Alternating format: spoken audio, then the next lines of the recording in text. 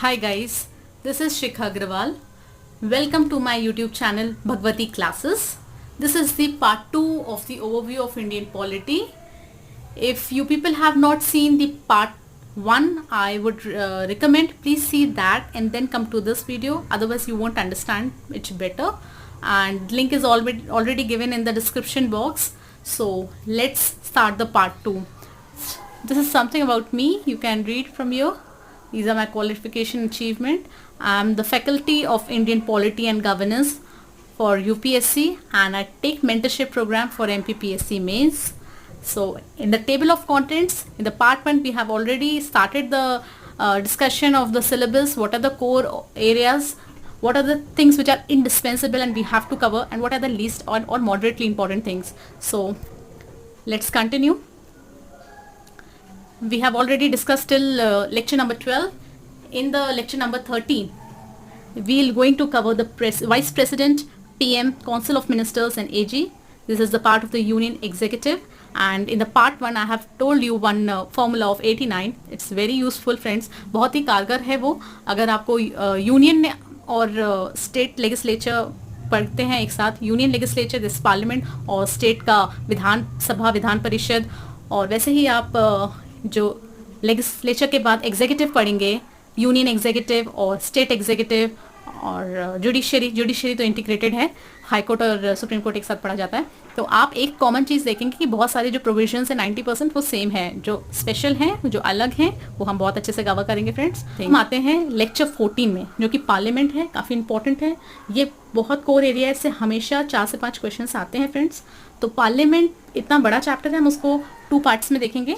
79 कहता है parliament it is made up of Lok Sabha, Rajya Sabha and president. तो सी द ब्यूटी, जो हाईएस्ट अथॉरिटी है एग्जीक्यूटिव की, प्रेसिडेंट, वो किसका पार्ट है? पार्लियामेंट का. पार्लियामेंट के इंटीग्रल पार्ट हैं, right. President is the integral part of the parliament. तो ये देखेंगे हम लोकसभा का कॉम्पोजिशन क्या है, कैसे बनती है, राज्यसभा का, इसमें जो एमपीज होते हैं मेंबर ऑफ द पार्लियामेंट्स, उनका चयन कैसे होता है, कैसे मींस जो इलेक्शन का प्रोसेस है वो क्या है, उनकी qualifications, eligibilities, disqualifications, then after entering उनका टर्म क्या है और बेसिकली उनके फंक्शंस क्या हैं, उन्हें ओथ कौन दिलाता है. This again very important, oath काफ़ी पूछ लिया जाता है. और एक बार लोकसभा राज्यसभा का बेसिक चीज़ें कवर करने के बाद will move to the proceedings of the parliament.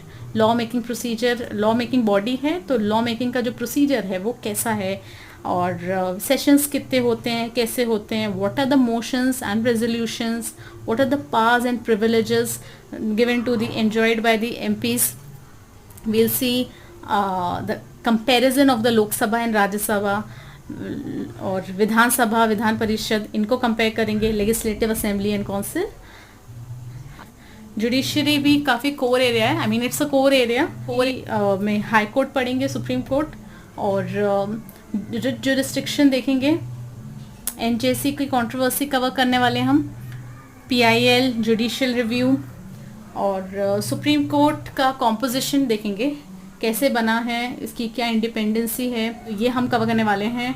काफ़ी इंटरेस्टिंग है ये, क्योंकि आप पढ़ते रहते हैं सुप्रीम कोर्ट का ये वर्डिक्ट हुआ, वो वर्डिक्ट हुआ, तो उसमें आपका इंटरेस्ट होगा कि सुप्रीम कोर्ट का जज का अपॉइंटमेंट कैसे होती है, इसकी ओथ कौन दिलाता है, इसका रिमूवल कैसे होता है. तो ये प्रोसेस काफ़ी इंटरेस्टिंग है. वी गोइंग टू कवर एक इम्पॉर्टेंट चीज़ हमें इसमें कवर करनी है, judicial accountability and issues of corruption in judiciary. So after covering all this, we will see panchayat and municipalities. ये आपको बताऊँ डीडी बासु में बहुत अच्छा कवर किया है, वैसे एम लक्ष्मीकांत में भी अच्छा है, लेकिन दिस आई स्पेशली रिकमेंड कि आप डीडी बासु से पढ़ सकते हैं. ऑल्दो मैं अपने लेक्चर में सब चीज़ें कवर कराने वाली हूँ.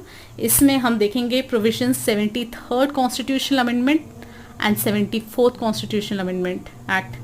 ये बहुत इंपॉर्टेंट है. डायरेक्टली अगर आप स्टेट पीएससी की बात करें तो इसके प्रोविजंस डायरेक्ट आ जाते हैं. What are the right down the provisions of 73rd constitutional amendment act and 74th. और अगर आप यूपीएससी पर्सपेक्टिव से भी देखें तो इसके क्वेश्चंस आते हैं. अच्छा, इसमें हमें म्यूनिसिपल कॉरपोरेशन, म्यूनिसिपल काउंसिल, नगर निगम, नगर पालिका क्या होती हैं, क्या डिफरेंस होता है, कैसे इसका इलेक्शन होता है, फिर क्या रोल है स्टेट इलेक्शन कमीशन का, स्टेट फाइनेंस कमीशन का, है ना, ये सारी चीज़ें हम कवर करने वाले हैं। फ्रेंड्स, एक चीज़ बहुत ध्यान से सुनिएगा कि अभी जैसे स्मार्ट सिटी मिशन है, म्यूनिसिपल गवर्नेंस है, ये काफ़ी इंपॉर्टेंट हो गया है। और आप जो भी न्यूज़पेपर फॉलो करते हैं उसमें जो न्यूज़ आ रही है, आप प्लीज़ इस सब चीज़ों का just make a separate note, because you see current linked अगर आपको क्वेश्चंस कवर करने हैं, you have to give examples, और एग्जाम्पल्स का सबसे अच्छा सोर्स है आपका newspaper and magazines, so follow that. अच्छा, next we will going to see dispute redressal mechanism. तो डिस्प्यूट रेड्रेसल मैकेनिज्म क्या होता है, why do we need it, right. जैसे fast track court, fast track court क्या है, यहाँ विमेन केस के लिए बनाया, women victims they can directly go to that. Supreme SC/ST act का वायलेशन अगर कोई करता है तो वो फास्ट ट्रैक कोर्ट उनके लिए बनाए गए हैं। बच्चों के लिए पॉस्को का अगर कोई वायलेशन करता है या उसके अंडर कोई क्राइम किया है, पॉस्को एक्ट लगता है, तो उसके लिए आप डायरेक्टली फास्ट ट्रैक कोर्ट्स जो कंट्री में रन कर रहे हैं different parts of the country, you can go and gate justice. Fast track का पर्पस ही होता है कि स्पीडी ट्रायल और जस्टिस मिले, आपको नेचुरल जस्टिस मिले। और इसके क्या इश्यूज हैं, अभी तक इतने सारे केसेस पेंडिंग हैं, रिजॉल्व ना होने के क्या कारण हैं, ऑन ग्राउंड रियलिटी क्या है, ये सारी चीज़ें हम इसमें कवर करने वाले हैं। ग्राम न्यायालय और उसके इश्यूज, फैमिली कोर्ट्स, लोक अदालत, नालसा और commercial courts, these are the issues. Again एक इंपॉर्टेंट चीज़ है इसमें ट्राइब्यूनल्स, पार्ट 14A में ये चीज़ दिया है, ट्राइब्यूनल्स, एडमिनिस्ट्रेटिव ट्राइब्यूनल्स और उसके इश्यूज, ये सारी चीज़ें हम करेंगे लेक्चर नंबर 19 एंड 20 में कवर। तो फ्रेंड्स, अब आते हैं पार्लियामेंट्री कमिटीज़। ये मैंने आपको बताया था पार्लियामेंट से रिलेटेड है, हम वहाँ पे भी कवर कर सकते थे क्योंकि ये बहुत इंपॉर्टेंट है, हम इसको अलग से कवर करने वाले हैं। इसमें एडहॉक और परमानेंट वाली कमिटीज़ देखेंगे, और रिसेंट में अगर कोई कमेटी बनी है वो भी हम इसमें कवर करने वाले हैं। कैग का फंक्शन देख लेंगे, comptroller and auditor general of India, उसका क्या रोल है, क्या फंक्शन है। ये पोस्ट बहुत इंपॉर्टेंट है, कॉन्स्टिट्यूशनल पोस्ट है ये, अंडर आर्टिकल 148 से लेकर 148 कैग है, और 149, 50, 51 these are the 4 articles dedicated to the CAG, office of CAG. So this is very important. Now 22 से आपका रिवीजन होने वाला है, क्योंकि आपने यूनियन एग्जीक्यूटिव में जो चीज़ पढ़ी 90% चीज़ें सेम हैं, तो 22 से आप समझ लीजिए ये एक रिवीजन क्लास होगी, जिसमें I could have taught you there है कि यूनियन के साथ साथ में पढ़ा सकती थी, लेकिन डिलिबरेटली मैंने इस यहाँ पे रखा है so that it will give you a revision also. So mostly तो सेम होंगे, जो एक्स्ट्रा है विल गोइंग टू कवर। इसमें हम पढ़ेंगे गवर्नर, प्रेसिडेंट और गवर्नर का होता है, कंपैरिजन PM और CM का होता है, member of the parliament and member of the state legislative assembly, तो ये स्टेट लेजिस्लेचर में हम कवर करने वाले हैं। Next friends, constitution, ministers and departmental of the government. Ministers and departmental of the government में हम देखेंगे central secretariat, cabinet secretary, a very important topic, constitutional and non constitutional bodies. तो bodies जैसे कि इलेक्शन कमीशन है under article 324, तो ये constitution में मेंशन है इसलिए इसे कॉन्स्टिट्यूशनल बॉडीज़ कहते हैं। फाइनेंस कमीशन अंडर आर्टिकल 280, तो जो कॉन्स्टिट्यूशनल बॉडीज़ हैं हम उसके सिर्फ देखेंगे हेड कौन है, इसके कॉम्पोजिशन क्या है, फंक्शंस क्या है, और इसमें रिसेंटली अगर कोई डेवलपमेंट है तो वो कंपेयर करके कनेक्ट करके will going to cover this. Non constitutional friends, वो बॉडीज़ जो कॉन्स्टिट्यूशन में डायरेक्टली मेंशन नहीं है, इनको कोई एक्ट के, पार्लियामेंट के एक्ट के थ्रू बनाए हैं, स्टैचुरी बॉडीज़ आ सकती हैं इसमें, जैसे कि national commission for the women, national commission for SC/ST। अभी आपको पता होगा recently national commission for OBC को इंस्टीट्यूशनल स्टेटस दे दिया है, राइट, पहले उसका स्टैचुरी स्टेटस था। तो these all will be covered in this lecture 26 में। अमेंडमेंट्स देखेंगे, अगेन ये सिर्फ स्पेसिफिक देखने हैं, कुछ पूरे 100 के ऊपर अमेंडमेंट्स हो गए, we don't have to go all that, सिर्फ स्पेसिफिक 10-15 इंपॉर्टेंट है जिससे क्वेश्चंस आते हैं, जैसे कि मिनी कॉन्स्टिट्यूशन किसे कहते हैं, अमेंडमेंट नंबर 42 को, तो क्या क्या अमेंडमेंट हुआ है इसमें वो कवर करने वाले हैं, प्लस जो कुछ मिसलेनस है वो कवर करेंगे। Friends, lecture number 27 to 28, 29, 30 this thing मैंने कम्प्लीटली रखा है रीसेंट डेवलपमेंट। इट मीन्स कि जो कुछ अभी करंट अफेयर्स में चल रहा है, जो हमारा छूट गया है, हम उसमें ये कवर करने वाले हैं। और स्पेशली जो पार्लियामेंट ने बिल्स पास किए हैं, जो एक्ट हैं वही एग्जामिनेशन में इम्पोर्टेंट है, एग्जाम में हम वो कवर करेंगे। और कुछ चीज़ें जैसे कि role of the NITI Aayog, autonomy of the CBI, right to information, right to health की बात चल रही है अभी, वो कवर करेंगे।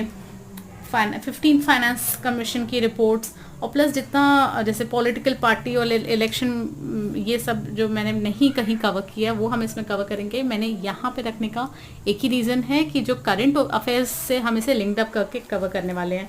प्लस हर साल रिपोर्ट्स एंड इंडाइसेस से क्वेश्चंस आते हैं, ये कवर करेंगे। Know very important thing friends, book list. Again मैं एक चीज़ मैंने आपको पार्ट 1 में भी बोला था, एक सिंगल सोर्स से जिससे ज़्यादा से ज़्यादा majority of the questions can be covered is M. Laxmikanth. Red में हाईलाइट किया फ्रेंड्स। आपको NCERT पढ़ना है, इम्पॉर्टेंट है बेसिक कॉन्सेप्ट क्लैरिटी के लिए, एक कॉन्सेप्ट बिल्डिंग के लिए, लेकिन आप डोंट गिव मच टाइम। आप चाहो तो उसे 4-5 डेज में कवर कर सकते हो, and you have to give multiple reading to one book, that is M. Lakshmikant. See, it is very indispensable material. There are some books which are to be tasted, others to be swallowed, and some few to be chewed and digested. कुछ books हैं which you can read in parts, some you have to read it wholly with diligence and attention. This is that book. You have to cover it page by page, word by word, and no need to make the notes. आप इसके notes मत बनाइए, ये अपने आप में notes sort of है। आप इसके बीच में जो साइड में मार्जिन्स हैं उसके कुछ हाईलाइटेड पॉइंट्स लिख सकते हैं, कुछ रिसेंट डेवलपमेंट उसमें ऐड कर सकते हैं। This make this base. Bare act में आपके जो प्रोविजंस हैं आर्टिकल के, जैसे 15 का 1, 2, 3, 4, 19 का 1 का सब क्लॉज A में क्या लिखा है, तो ये सारी चीज़ें बहुत अच्छे से आप इसमें कवर कर सकते हैं। तो उसके लिए मैं बोलूँगी आपको कुछ स्पेसिफिक टॉपिक्स के लिए you can refer the bare act. Current affairs editorials PIB PRS से कवर करेंगे। सेकेंड ARC की रिपोर्ट पढ़ना है, ये इंपॉर्टेंट है। स्पेशली जो 6th रिपोर्ट है जिसमें लोकल गवर्नेंस है, वो काफ़ी अच्छा है इसका, you have to cover that. काफ़ी अच्छे पॉइंट्स मिलेंगे, फॉर्डर मिलेगा आपको किसके लिए, मेंस के लिए। रेफरेंस बुक्स में फ्रेंड्स ऐसे ज़रूरत नहीं पड़ेगी, but in case you have time and you have interest and you want to refer, so you can go for Introduction to the Constitution of India by D.D. Basu, Our Constitution by Subhash Kashyap, Our Parliament by Subhash Kashyap and Spectrum. So ये है NCERTs। इसमें भी मैं आपको कहूँगी class 11th और 12th की बहुत इंपॉर्टेंट है, 9th, 11th एंड 12th। बाकी आप एक बार रीडिंग कर लेना, ये इंग्लिश हिंदी दोनों में अवेलेबल है। This is M. Laxmikanth. This book is very good for making your own perspective. You need to develop your own perspective, your exam orientation book है ये, सो इट्स वेरी गुड। हाँ, reference books में आपका ये जो मैंने बताया था उसकी पिक्स है। Now these are the prelims questions, previous years जो पूछा है, ये मैंने आपको सैम्पल दिया है, बट हम कवर करेंगे सारे टॉपिक्स, उसके बाद मैं आपको बोलूँगी सॉल्व करने के लिए। But those of you who have gone through it, just comment in the comment, let me know the answers of this. So some sample questions of prelims and the mains, and now let us discuss the strategy. रणनीति बनाना बहुत ज़रूरी है, तो let's see how you have to go. First of all, you should have a comprehensive preparation. What does it means? You have to link your static with the current. मैं बार बार आपको repeat कर रही हूँ, करंट और static को link up करके पढ़िए। जो भी आपने पढ़ा, जैसे सुप्रीम कोर्ट का कोई वर्डिक्ट आया, link it with your provisions of the polity, static one, right. Now again you have to think it multidimensionally. You have to link polity with history, polity with geography and polity with economy. multidimensional approach लेके पढ़ना है, practice करना है MCQs and answer writing topic wise. Suppose आपने एक topic पढ़ा preamble से previous years में जितने क्वेश्चंस आए हैं आप उसको लगाइए, और प्लस जो आंसर राइटिंग उससे पर्टिकुलर कोई मेंस में क्वेश्चन आया है तो आप उसका आंसर लिखिए। आई नो आंसर राइटिंग में काफ़ी टाइम लगता है, बट एटलीस्ट स्टार्ट समथिंग। आप स्टार्ट में अपने सिनॉप्सिस बनाएंगे, पॉइंट्स बनाएंगे, तो आपकी आंसर राइटिंग प्रैक्टिस हो जाएगी। और जब आप एटलीस्ट एक बार कोर्स आपका कंप्लीट हो जाए, उसके बाद go for answer writing, because it's very important for clearing the mains. So when you go for any subject, मतलब आपको एक कोई टॉपिक पढ़ते हैं, आप उसका बनाते जाइए, micro notes, mind maps, flow charts.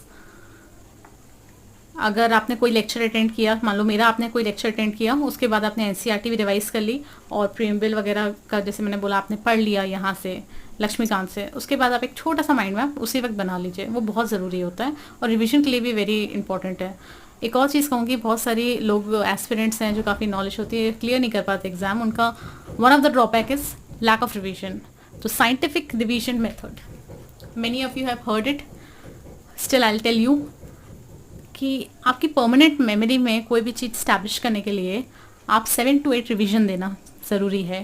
For an example में you have read any article और any whatever you have learn today, आपने उसको रिवाइज किया before going to bed, then next revision should ideally be early morning, और in any case जब भी आप उठते हैं आप एक बार रिवाइज कर लीजिए।